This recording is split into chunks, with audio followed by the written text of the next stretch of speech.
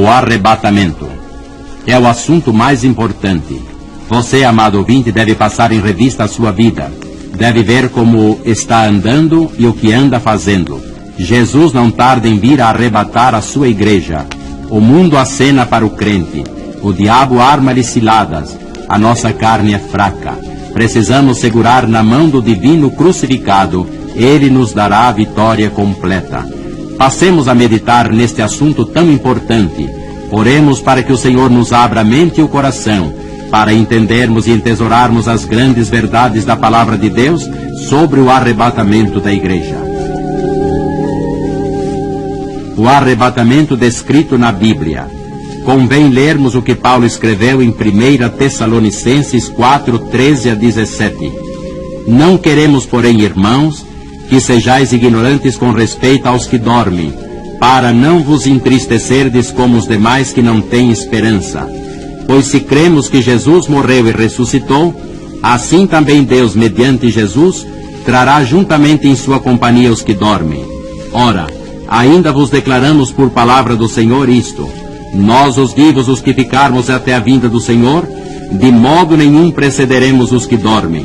Porquanto o Senhor mesmo, dada a sua palavra de ordem, ouvida a voz do arcanjo, ressoada a trombeta de Deus, descerá dos céus, e os mortos em Cristo ressuscitarão primeiro. Depois nós, os vivos, os que ficarmos, seremos arrebatados juntamente com eles entre nuvens, para o encontro com o Senhor nos ares, e assim estaremos para sempre com o Senhor. O tempo do arrebatamento será um ano determinado. Num certo mês, dia, hora e minuto e segundo, só Deus sabe. O arcanjo ressoará sua voz, a trombeta de Deus tocará, o Senhor virá buscar a sua igreja. Os mortos em Cristo ressuscitarão primeiro. Lucas 17, 34 a 35, apresenta a cena noturna e diurna. Se Jesus vier às 14 horas no Brasil, no Japão serão 2 da madrugada.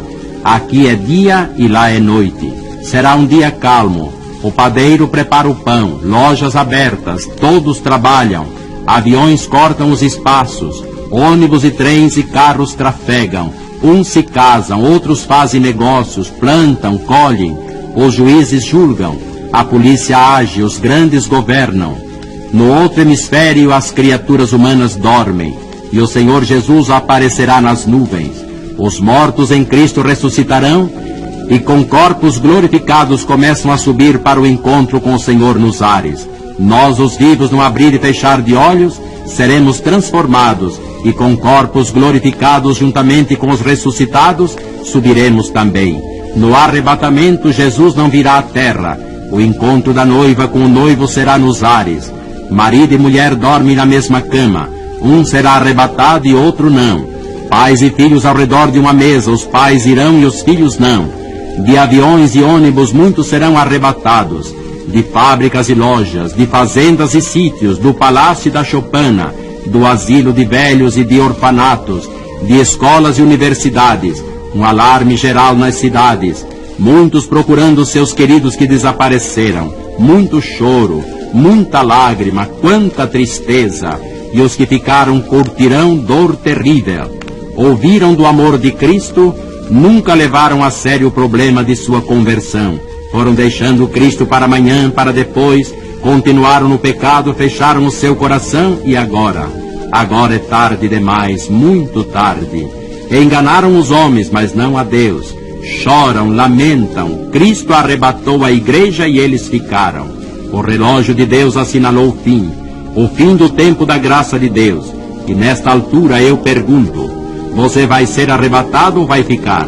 Você tem Cristo no seu coração ou apenas é um crente nominal? Você tem enganado aos homens, mas não engana a Deus. Ainda há tempo. Se você não tem Cristo, pode aceitá-lo agora. Não brinque com Cristo. Enquanto é tempo, entregue seu coração ao Senhor. Jesus virá breve buscar a sua igreja. Você vai com Jesus ou vai ficar? Algumas lições. Algumas lições sobre o arrebatamento da igreja são oportunas. Quem vai ser arrebatado? Aqueles que têm realmente Cristo no coração, Lavaram as suas vestes no sangue de Jesus e têm o seu nome inscrito no livro da vida do Cordeiro. Você tem certeza da sua salvação? Tem mesmo. Então vai ser arrebatado. E eu lhe pergunto, seu pai vai ser arrebatado? Sua mãe, seu irmão, sua esposa, seu esposo, seu filho, seu vizinho, seu colega, seu companheiro? Quando Cristo arrebatar a igreja, o anticristo, que é o diabo, e já está no mundo limitado pelo Espírito Santo, terá plena liberdade. Encarnado num homem, governará o mundo. Chegará a uma grande fazenda com centenas de bois e perguntará, de quem é tudo isto? Do servo de Jesus, lhe dirão.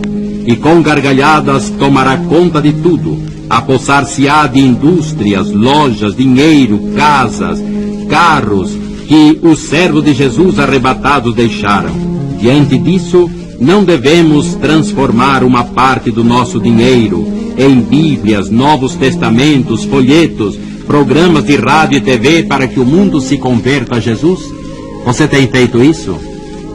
Enquanto esperamos o arrebatamento, nossa vida deve ser normal. Se alguém estuda, continue estudando. Se alguém é noivo, case-se. Se alguém constrói sua casa, construa.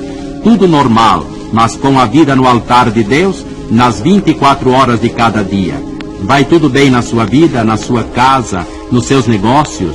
Depois do arrebatamento haverá salvação de almas? Haverá, apesar de não haver igreja. Leia Apocalipse capítulo 7. Urge vigiarmos sem cessar. Jesus agonizava no Getsêmani e os apóstolos dormiam. E a igreja de hoje não parece dormir enquanto Jesus soluça por este mundo perdido?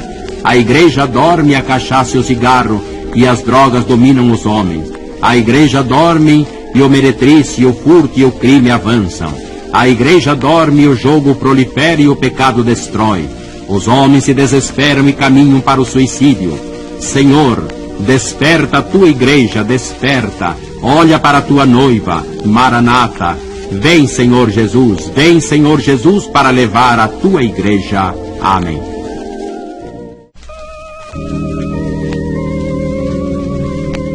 A grande tribulação. O assunto aqui é a grande tribulação. Leia repetidas vezes Marcos 13:19. Note que se trata de uma tribulação sem par, de um sofrimento que não houve, não há e jamais haverá. E tudo neste mundo caminha a passos largos para essa conjuntura. Você deve pensar seriamente nesse fato bíblico. Se é crente, procure acertar sua vida com Deus, pondo tudo no altar e vivendo em retidão. Se não é crente, receba Jesus agora mesmo, antes que seja tarde demais. Cristo será o refúgio seguro para a sua vida, e em Cristo você estará livre da grande tribulação. A grande tribulação nos planos da história. A história dos judeus começou com Abraão, avançou para a lei e chegou em Cristo ao tempo da graça, a porta da bênção e da oportunidade. A porta da graça cerrar-se-á com o arrebatamento da igreja. Uma vez arrebatada a igreja, o mundo viverá um período de 7 anos antes que Jesus volte para julgar as nações. É a última semana das 70 de Daniel 9. É o tempo quando voltará para tratar novamente com os judeus. Este período é chamado de Grande Tribulação. Tanto no Velho como no Novo Testamento, este é tempo chamado Dia do Senhor, dia de sofrimento e angústia, dia de dor e tribulação. A grande tribulação na Bíblia. O Senhor Jesus bem o descreveu em Marcos 13:19, cuja leitura faremos. Porque aqueles dias serão de tamanha tribulação, como nunca houve desde o princípio do mundo que Deus criou até agora, e nunca jamais haverá. Como se vê, não se trata de uma tribulação qualquer, mas de um sofrimento como nunca houve neste mundo e nem jamais haverá. Os judeus, no tempo da graça, além de muitos, tiveram grandes massacres. O primeiro foi no ano 70, quando Tito, general romano, matou em Jerusalém 1.100.000 judeus. O segundo foi com Dom João III de Portugal, que se ajuntou ao rei da Espanha e queimaram vivos cerca de 2 milhões de judeus no século XVI. E o terceiro com Hitler, que matou na Europa 6 milhões de judeus de maneira bárbara e vil.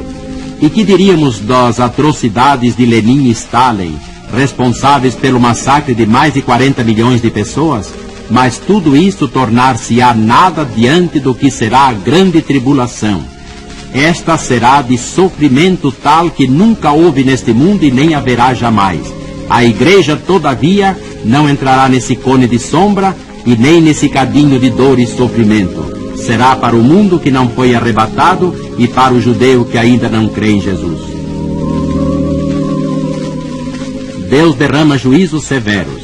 O livro de Apocalipse declara que haverá 2 vezes, pelo menos, em que Deus derramará seus juízos sobre a terra. O primeiro é chamado de trombetas e o segundo de flagelos. O primeiro registrado em Apocalipse 8, 9, 10 e 11 e o segundo em Apocalipse 16. Apocalipse declara isso. Como, entretanto, sabemos se Apocalipse tem ou não possibilidades de cumprimento hoje? Quem nos vai revelar o mistério? Um homem espiritual? Um grande professor de seminário? Não. A palavra vem da ciência, que muitas vezes é ateia e materialista. 2 grandes cientistas da atualidade. Note bem que digo cientista e não pseudocientista. Um se chama Nigel Calder e o outro Robin Clark. Este escreveu no dia em que o mundo acabou, cujo último capítulo se intitula O Botão Apocalíptico, e aquele escreveu Se Não Houver Paz. Nestes 2 livros dos maiores cientistas de hoje declara-se que 3 armas existem para acabar com este mundo: nucleares, bioquímicas e bacteriológicas. Em cada uma delas há 10 possibilidades para destruir nosso planeta. Portanto, 30 possibilidades para destruir este mundo que agora existe. Se o homem pode destruir este mundo, quanto mais Deus.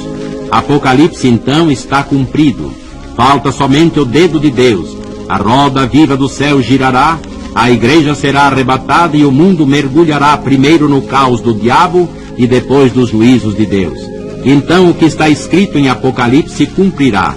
O primeiro anjo tocou a trombeta e caiu fogo sobre a terra, e 1/3 da população morreu. O segundo anjo tocou a trombeta e fogo caiu no mar, e grande destruição houve.